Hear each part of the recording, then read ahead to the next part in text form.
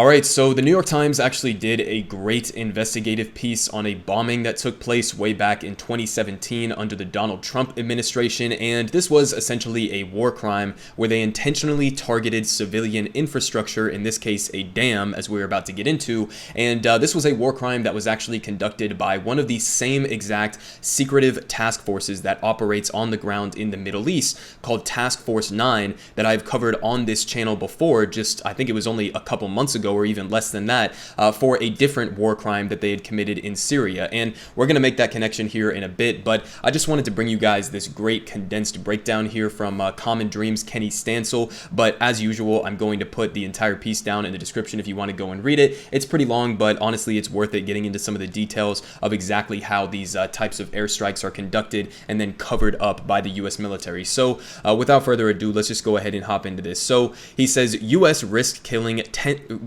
thousands by bombing Syrian Dam on a no-strike list. Okay, so they say Syria's largest dam was supposed to be off limits during the U.S.-led war against the Islamic State, but nearly 5 years ago, the Pentagon bombed it anyway, jeopardizing tens of thousands of civilian lives, the New York Times reported on Thursday. And they say that the Tabqa Dam is a massive 18-story structure on the Euphrates River that holds back a 25-mile-long reservoir above a valley home to hundreds of thousands of people, and it was also a strategic linchpin controlled by the Islamic State, the newspaper noted. And they say that on March 26, 2017, a series of explosions battered the dam, knocking workers to the ground and sparking a power outage, fire, and equipment failures. And as the reservoir began to rise, local authorities urged people living downstream to flee, and the entire dam could have failed, experts say, had one of the bombs not been a dud. So this is a pretty key part of this entire story right here, because it ties directly into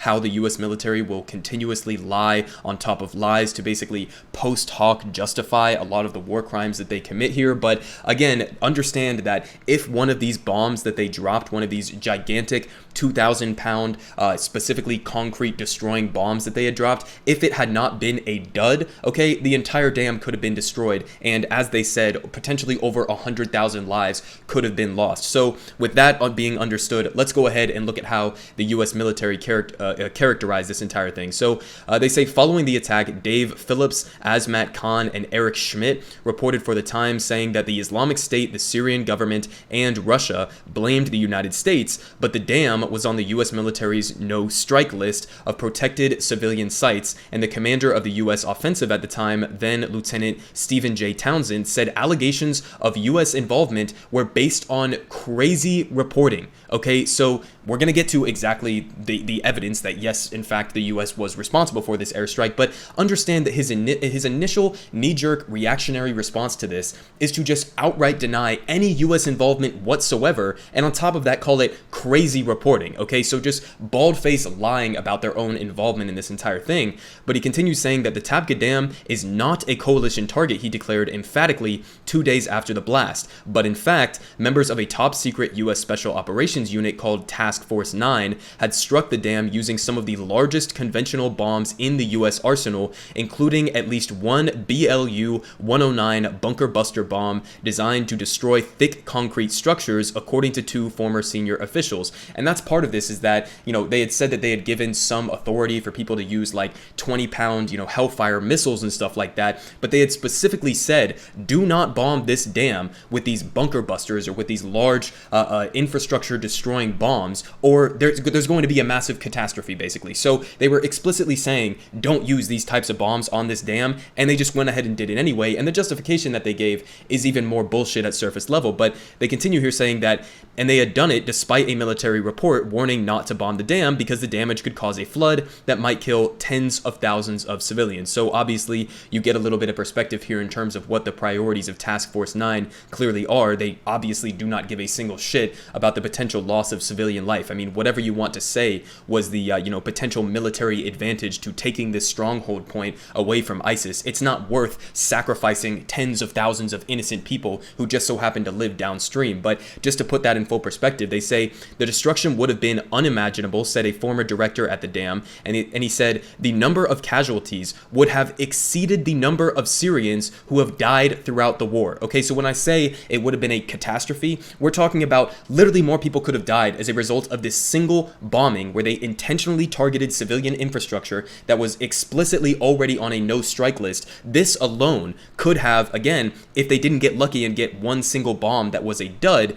it could have potentially been worse than the entire casualties of the entire war. Okay, so just absolutely insane to be of the mindset to think that this is acceptable to go and do that. But, as usual, this is not something that's out of character for these secretive task forces, even just the specific Task Force 9 that we are talking about. Again, I covered on this channel that story. I don't know if it was a couple months back by this point, but it was from November 13th. So almost exactly 2 months ago, I covered this story. But again, here from the New York Times, how the U.S. hid an airstrike that killed dozens of civilians in Syria. And they say the military never conducted an independent investigation into a 2019 bombing on the last bastion of the Islamic State, despite concerns about a secretive commando force. So this is the same exact Task Force 9 secretive commando force that they're talking about here, who yet again, in this circumstance, I think it was 500-pound bombs, or it may have even been the 2,000-pound bombs as well. But they decided, they looked at this encampment that was along the bank of, I think it was exactly the Euphrates River as well. But they had all of these people who they didn't know how many of them were innocent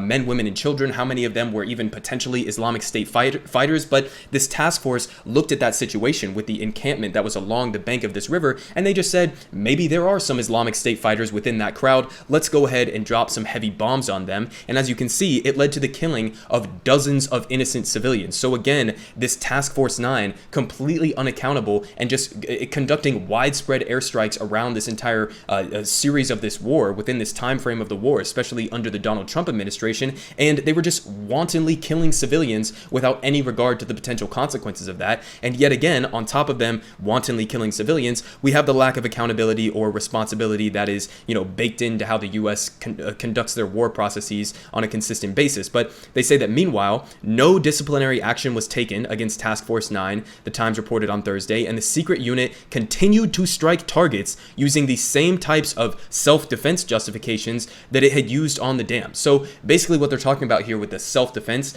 justifications, which is the exact same justification that they used to do this bombing as well, is basically they just say, we feel like, we are under threat in some vague sense, even if you aren't being shot at, you aren't being bombed, you aren't being mortared, you aren't being attacked in literally any physical way whatsoever. The self-defense justification they used in this specific circumstance was for terrain control, meaning that ISIS had a stronghold on this dam, and they just said, we want to take control of that dam, therefore we are self-defense justified in completely obliterating the dam and killing tens of thousands of civilians. It is a complete nonsense justification, even from the perverse perspectives of how the military is conducting this war in and of itself, okay? But on top of that, you got to understand the lack of accountability. It comes from the top, right? So it's not just as if we sit back and we critique Task Force 9 and say, oh, there's some, rogue military coalition and that's specifically only on them. No, clearly you have to hold the higher ups in the chain of command also equally responsible, because they're not taking any disciplinary action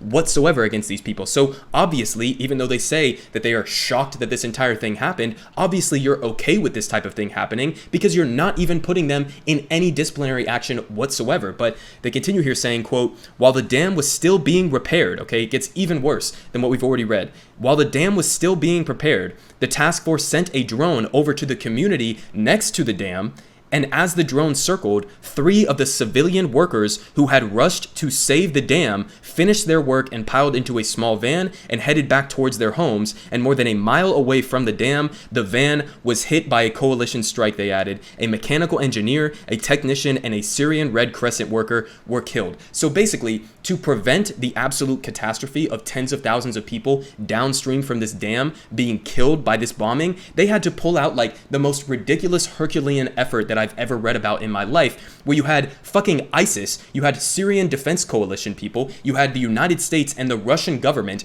all managed to come together, okay, at the same time during this war and put together a ceasefire surrounding this dam to allow a coalition of workers to go in and make the temporary necessary repairs to buy themselves a little bit of time so that the entirety of the dam didn't overflow or collapse from the damage from the bombing, okay? So they had to put together this absolutely absurd effort to fix the dam and to prop it up, and the US military, after bombing the dam, goes and kills 3 of those workers who were trying to work on the dam. Okay, again, I cannot even express into words how completely fucked up and perverse this entire thing is. It's just absolutely like a slap in the face on top of the already what was a war crime by striking civilian infrastructure in the first place for absolutely no goddamn reason whatsoever. But again, this lack of accountability is not something that we're not used to seeing, okay?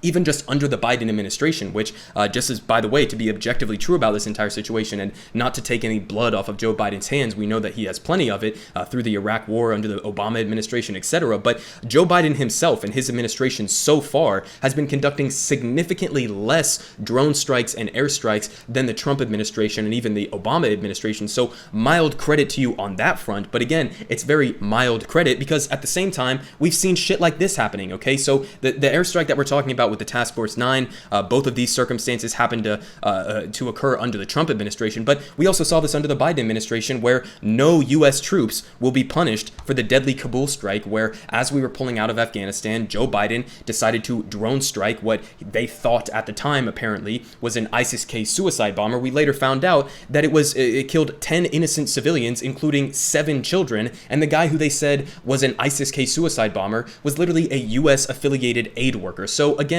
the lack of accountability is not something that is unique in these other bombings or these other circumstances. It is, again, something that is completely baked into how the U.S. military conducts warfare overseas. So it's basically just, post hoc justifications of war crimes, pretending as if you had better information than you actually did at the time, being willing to risk literally tens of thousands of innocent civilian lives to get mild military advantages. And you see the failures of what has been happening over the last couple of decades on the war on terror, okay? It has been an abject failure. In fact, you could point to ISIS and say ISIS would not even exist in its current form that it does right now if it wasn't for the United States invading Iraq in the first place, disbanding their military, collapsing their government, and creating a power vacuum in that country. So, all of these different, whether it's Al-Qaeda, whether it's ISIS, we have our fingerprints all over these groups and helping to fund the original incarnations of those groups, as well as creating and sustaining the conditions that allow for these groups to arise. And then on top of that, what do you think it's going to do in terms of